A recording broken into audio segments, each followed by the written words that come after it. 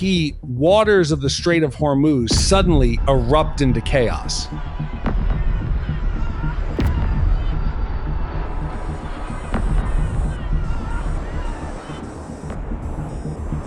In a surprise overnight strike,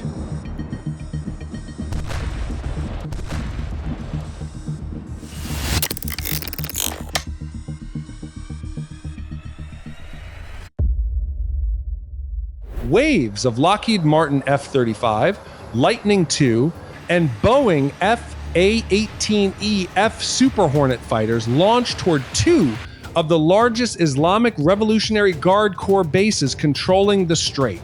These heavily fortified bases are believed to house anti-ship missile batteries, drone launch units, fast attack boat squadrons, radar systems, and command bunkers used to threaten global shipping.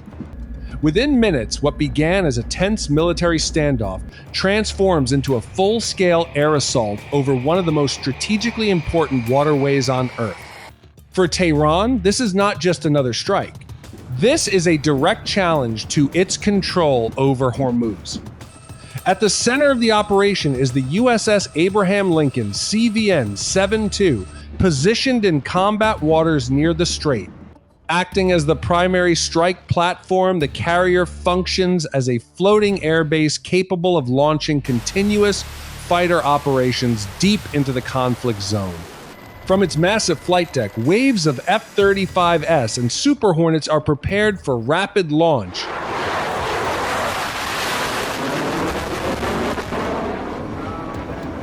Its mission is clear: cripple the two largest IRGC bases before they can threaten coalition ships and global shipping lanes.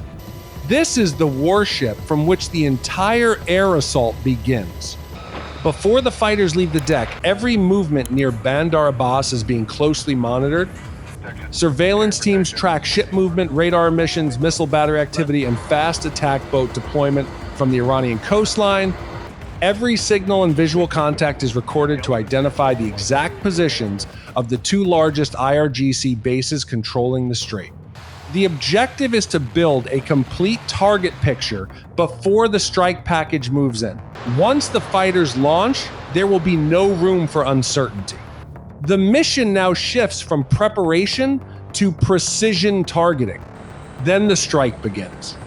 One after another, fighters roar off the deck of the Abraham Lincoln, launching directly toward the Strait of Hormuz. The carrier deck erupts with noise as the first wave lifts into the sky, carrying precision-guided bombs, anti-radar missiles, and standoff strike weapons. These jets are heading straight toward the two largest IRGC bases, positioned along the Iranian coastline. Their mission is to destroy missile batteries, radar sites, drone launch positions, and fast attack boat hubs before they can threaten the waterway. In this moment, tension in Hormuz turns into open war. Beneath the wings of the Boeing F/A-18E Super Hornet, the real power of the strike begins to take shape. Ground crews carefully load precision-guided missiles and air-to-ground bombs, each selected for a specific target.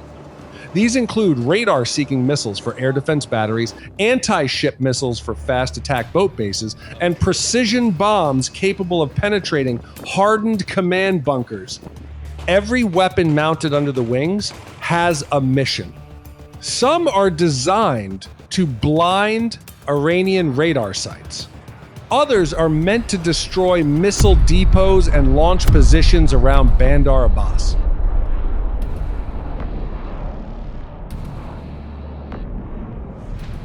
Once airborne, these weapons become the first direct blow against the two largest Iranian bases controlling the strait.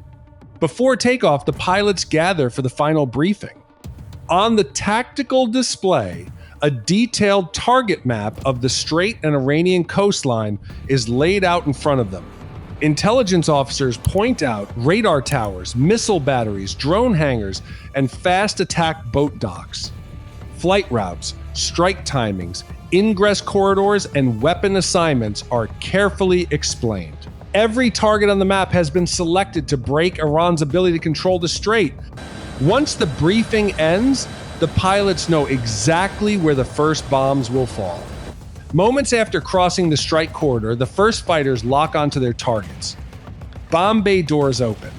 Precision-guided munitions begin dropping toward the first IRGC base. This is not a routine strike.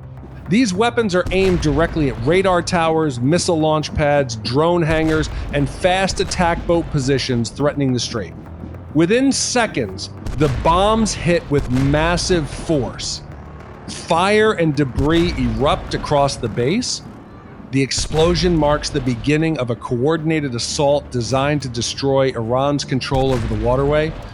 As the strike package pushes deeper toward Bandar Abbas, the pilots know the mission is far from over.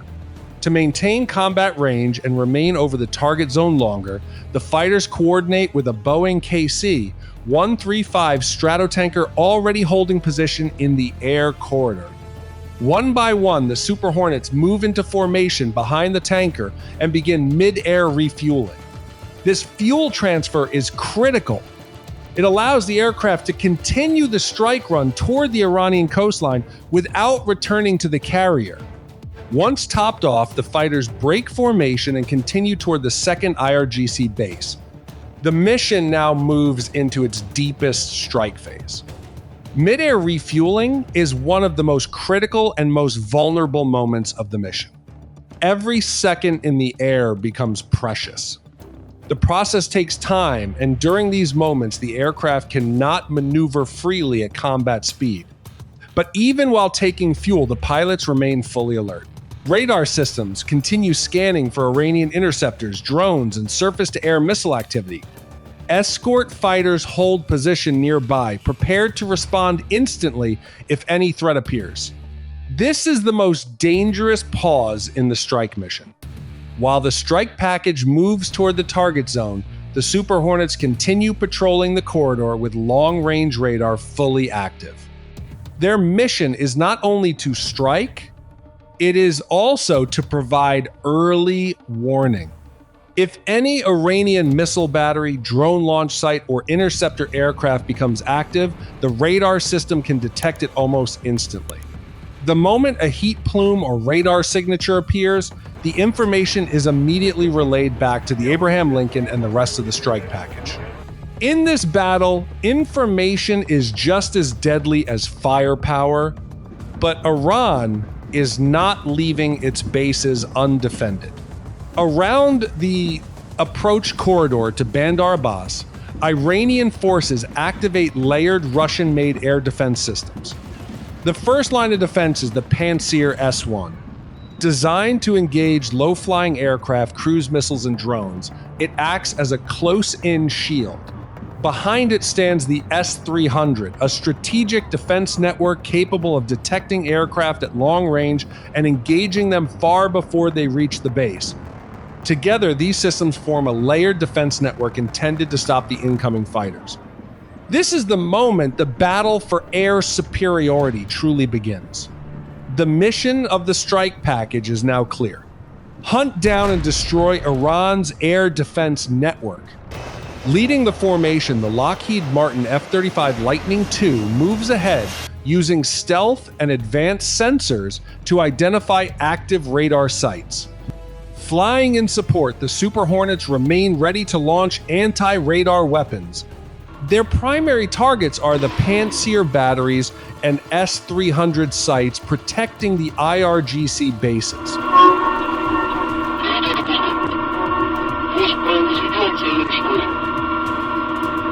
Once these systems are neutralized, the rest of the strike force can move in without facing heavy missile threats.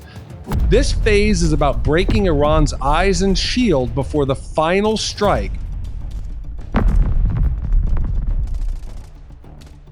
The moment the F-35 detects the missile site, the information is not kept inside the cockpit alone. Through its secure high-speed data link, the aircraft immediately transmits target coordinates and radar signatures back to the control room aboard the Abraham Lincoln. Inside the command center, operators receive real-time battlefield updates showing the exact location of the active missile battery. This instant flow of information allows the entire strike package to react as one force. With the target now confirmed, the strike package moves into suppression mode.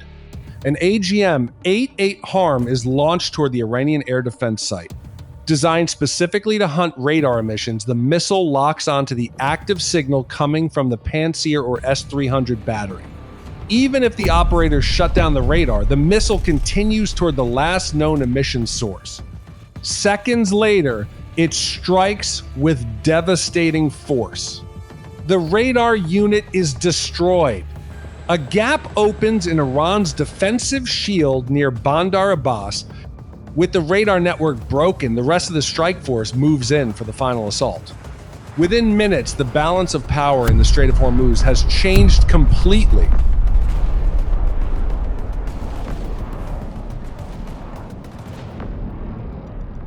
What began from the deck of the Abraham Lincoln as a precision air operation has now become a full-scale suppression and destruction campaign.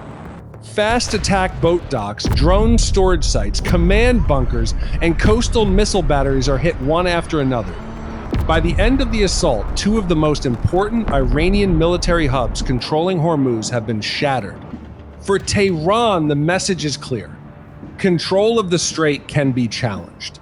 Air superiority can change the battlefield in a matter of minutes. Iran is shocked. Hormuz is no longer under uncontested control.